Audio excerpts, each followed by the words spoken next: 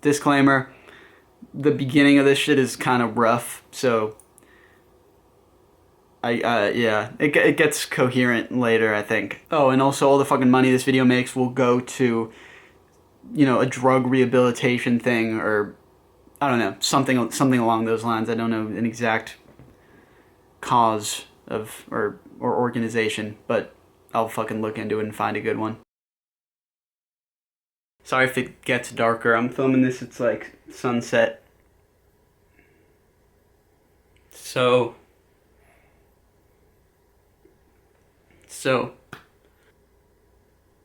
you know, so y'all,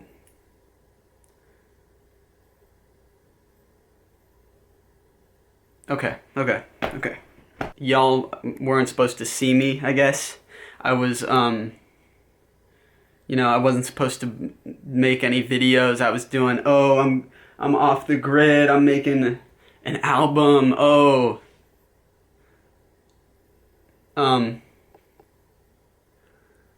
But I was doing that whole shebang. But I think I had to come back and do this video.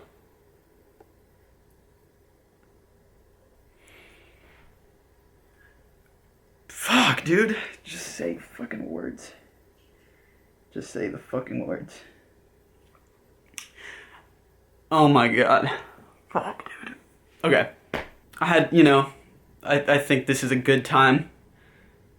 If any. Fuck, I need to figure out how to say words if I'm gonna record this video. I think it's important, that I do this video. Fucked.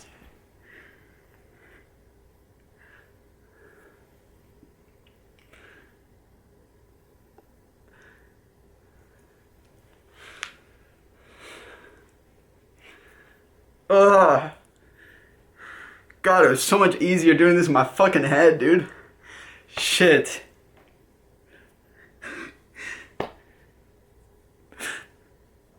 Okay. This is the worst fucking video. Okay. Just drink some fucking shitty Dasani water. Look at this shit. This is the only shit I got in here. Ugh. Ugh. Fuck. Okay. Alright, I think I should just stop fucking trying to stop myself and let's just do the video. Let's do this. Okay. Okay.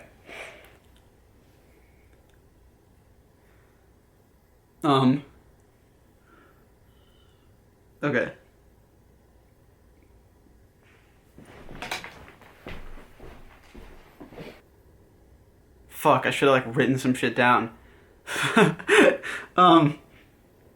It's important to remember, I think it's important to remember people.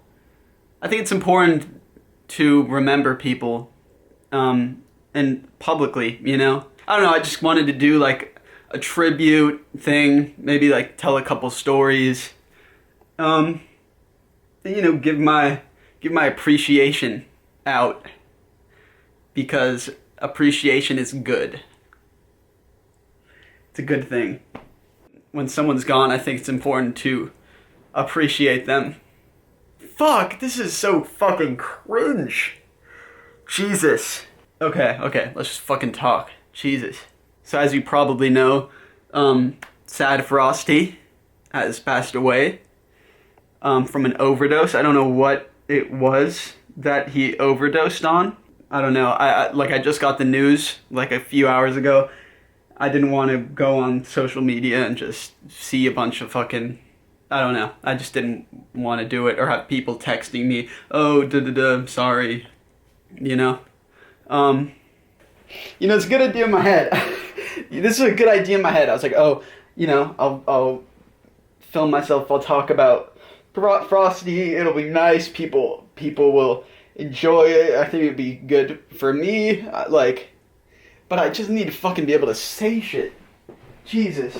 Sorry, there's probably gonna be a lot of cuts in this video. So y'all are gonna have to deal with that. Should I turn on a light? It's getting dark. That should be good. Yeah.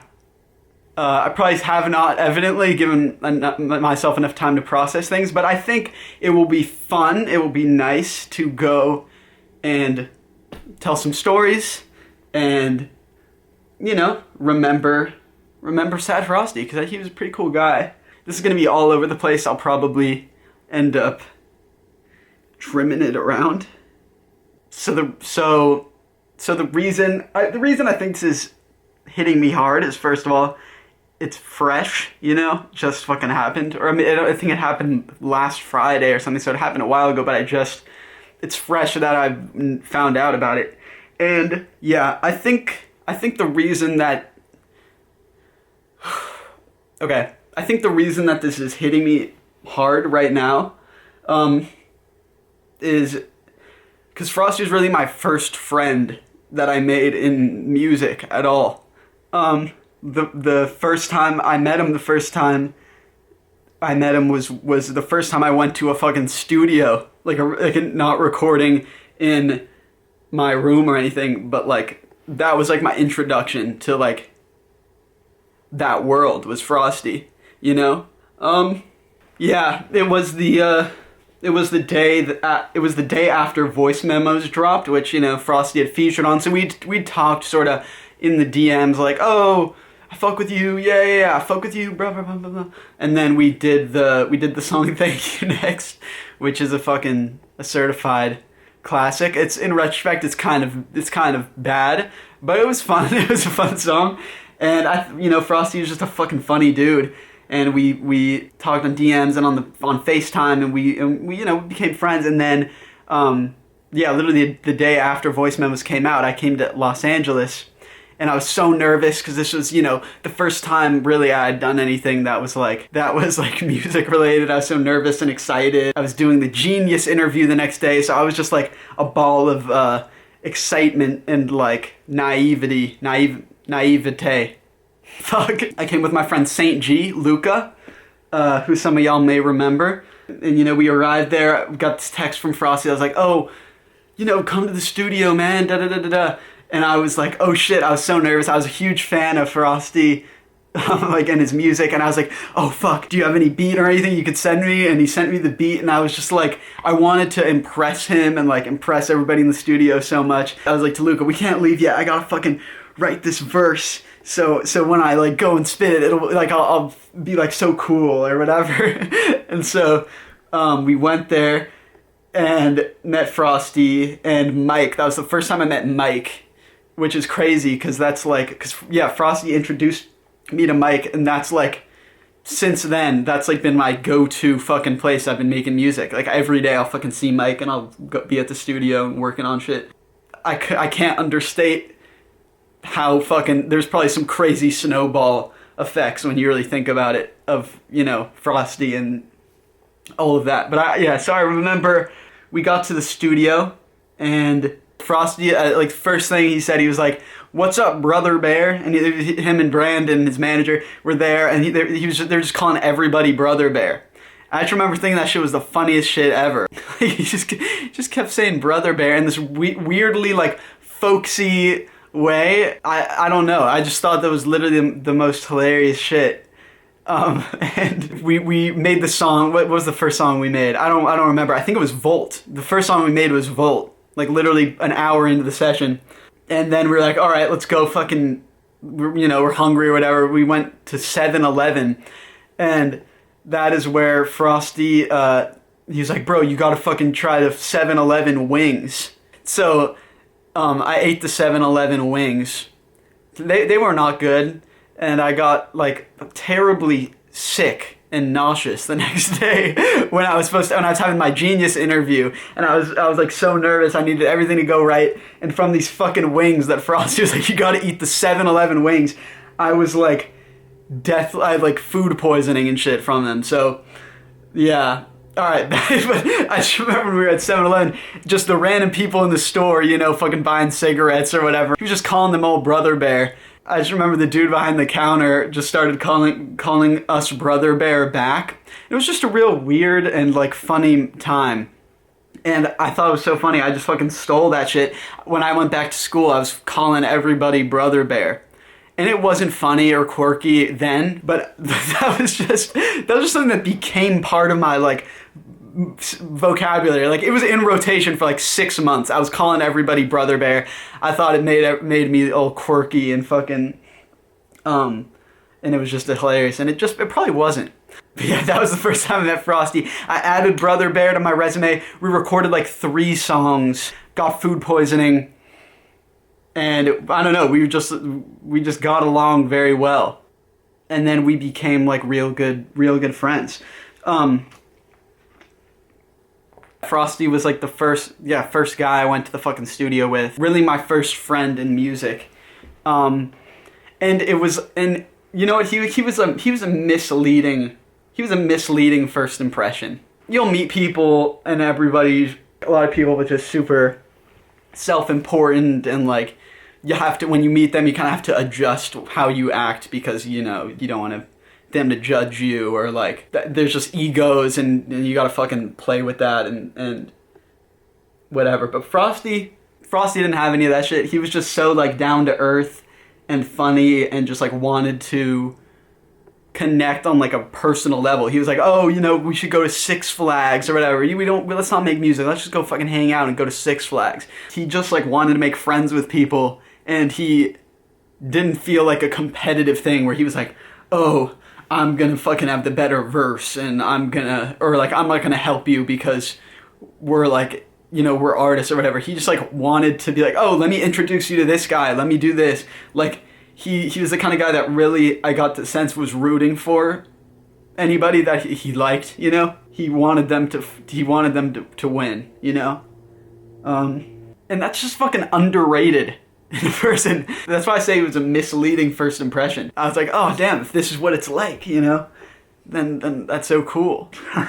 Those fucking 7-Eleven wings though, Jesus. Don't do it. We made a fuck ton of songs, but yeah, he just really wanted to like make friends. More so than make music, He was one of those guys that was like weirdly vulnerable. He would be super vulnerable in a way where you like wouldn't even process it. You'd just be having a conversation and say funny shit, and then he'd say something, and it would just resonate, or like it would be about something that people wouldn't want to talk about or whatever. He talked about death and about what it meant to him when our artist died, and about how he was struggling and fucking anxious and like whatever, just in casual conversation, because I think he like deeply, he wanted to be understood, and in a way that was bigger than like the way that people perceived him. I think a lot of people are like that.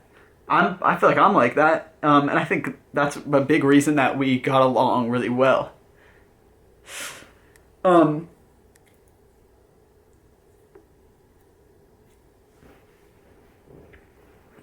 Our conversations went straight to that raw place, of like, do you care about what your fans are thinking about you when you do this shit? Or like, damn man, I just feel fucking lonely and like, I don't know what to do. We just fucking launch straight into that. Even if we hadn't talked for like a couple months or whatever. I call him on FaceTime, he'd call me, we just fucking get straight into that. I think that was a big part of it. When we hung out, I think he felt seen in a way where he didn't have to put on the fucking character of like, should I turn on the light or something? Is this gonna be really yellow? I guess that's not bad. I know Frosty cared a lot about his fans, and if a song didn't do as well as he wanted it to, it hurt him a lot. I think it's the thing with a lot of artists is like, you become how you're perceived, You dye your hair and fucking are working every day or talking to fans every day or in DMs, and your identity as a person and your persona becomes blurred, and that just becomes you. And then once you get to that level, you kind of dissociate and you feel the weight of your role as a public figure or an artist or whatever define your value, you know, and everything that happens, you feel it really fucking deeply. And once you get to that place, it's kind of fucking scary. It's like jumping into, this is gonna sound so fucking corny. It's like jumping into the ocean and you're at the mercy of the waves. Hey, you could fucking get a really good wave, or, you know, you could fucking get eaten by a shark. Does it make any sense? Does it make any sense? And this isn't like social media bad, fame bad. It's much more complicated and weird. I think that's something that he got a lot of meaning out of, was like making music and connecting with people. You know what, I don't want to like psychoanalyze Frosty, or maybe I should call him Sam. Like, I think I'm just gonna call him Frosty, because that's how I fucking talk to him. I call him Frosty. I just know that he like really cared about his fans and about making good music, and I think he was in his head a lot of the time. And once you're in your head, that's a hard place to get out. He was super fucking self-aware and just like smart about the circumstances around him. I think he understood himself pretty damn well. And to a level that was probably bad. I don't know, that's something we just talked a lot about. Like, how you fucking deal with that shit. How to still feel like a person, or how to approach balance or burnout, or taking breaks, or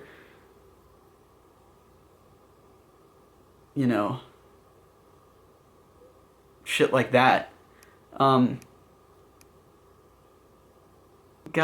I'm just like remembering something. We did the whole fucking series. The viral rapper series, like me, Frosty, and Mike. That shit, like, what the fuck? God, that shit was so fun. The most recent time I saw him was at this show that I was doing. You know, there was Frosty showed up with DC and a few, and like there's a bunch of other artists there. And I just remember like when we saw each other, it was just like so happy. Both of us were just super happy to fucking see each other. We're like, Frosty, ah!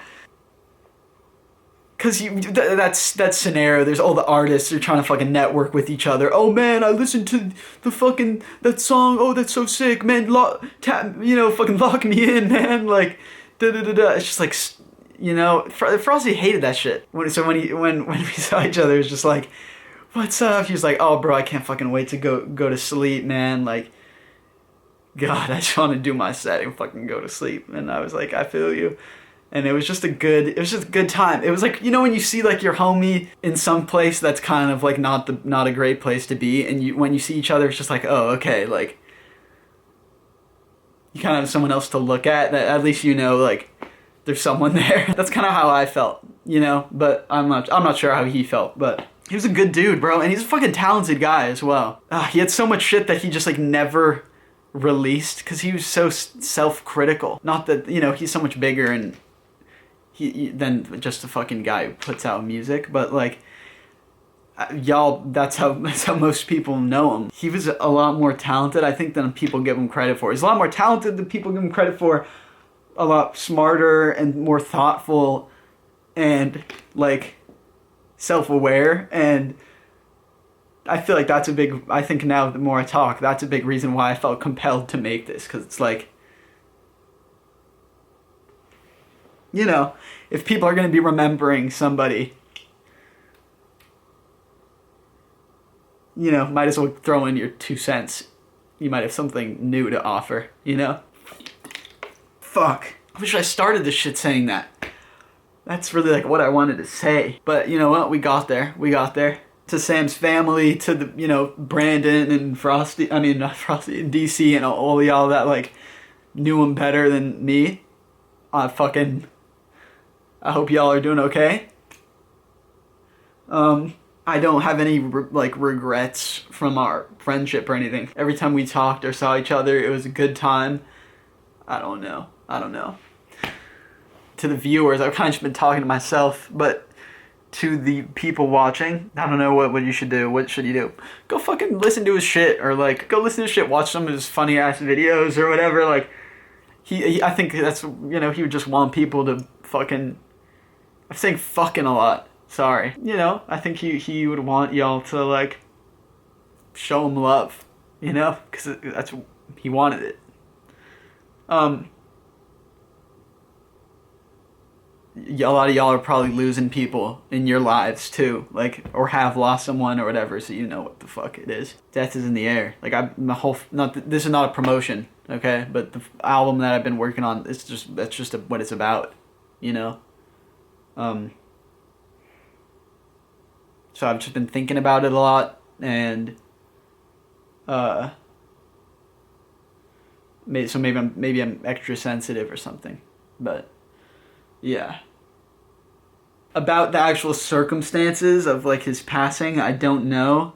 I know that he was struggling with like substances and shit, and he was getting better. Like, he was in rehab and working on it and stuff like that.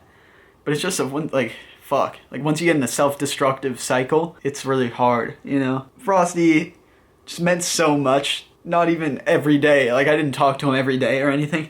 But, like, just in, like, changing my life. Like, he fucking changed my life and shit. A lot of y'all that watch me or know him or whatever, you guys know. So, yeah. I thought it'd be good to do this video. Hopefully this shit didn't, like, bum you the fuck out.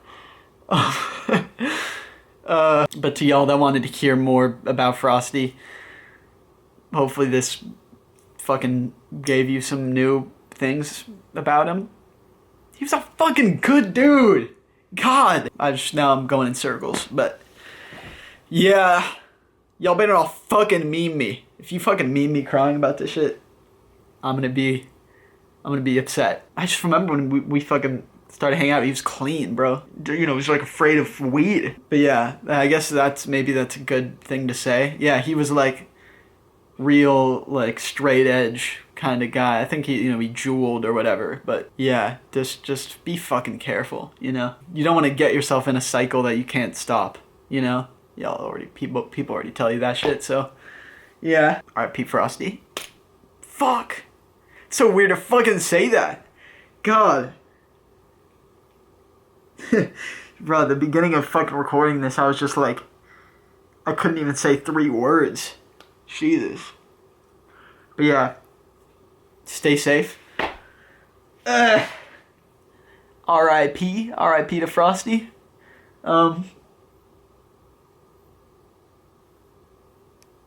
Maybe go fucking. If you never listen to him, go fucking run the numbers up, you know? Listen to his music and, you know, show him some love or whatever. I know everybody's always like, oh, all these fake people, oh, when someone dies, then they all go back and listen and the monthly listeners go up. Like, whatever. What, you want the monthly listeners to go down? Like, go fucking give them some streams or whatever. Like, listen to his shit and support what he put out in the world, you know? What's wrong with that? God, I know I'm probably forgetting some other stories, like, you know, the 7-Eleven wings one, that one will never be forgotten. Yeah. He's just a funny ass dude and whatever. I'm going in circles again. Thank you for watching. God, I don't want to stop talking because then I feel like you know, that's it. But I think this was good for me to do this. I think I feel better. At least not that it's about me, but I feel better after talking and reminiscing on the good old days, you know?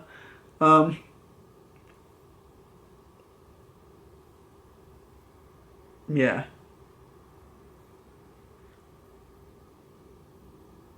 R.I.P. Frosty. R.I.P. Frosty. Fuck.